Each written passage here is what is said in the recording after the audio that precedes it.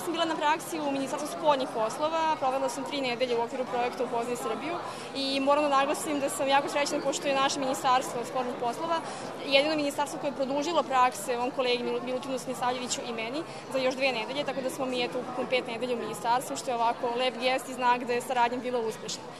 Moram da priznam da sam zaista prijatno iznenađena radom u ministarstvu, pošto znamo svi, imamo uvek predrasude o tome kako rad u državnoj upravi izgleda, međutim ja moram da naglasim da sam naišla na vrlo kvalitetne ljude, vrlo obrazovane ljude, pune ideja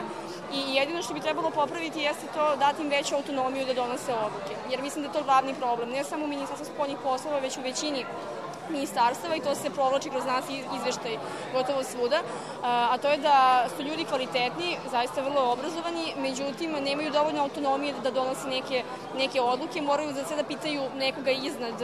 njih, nekog nadležnog, što usporava proces donošenja odluka, a to je nedopustivo danas u savremenom svetu kada sve mora vrlo brzo da se rešava, kada je toliko komunikacija napredovala da vi ne možete da priuštite sebi da čekate odgovor od nadležnog 3-4 dana.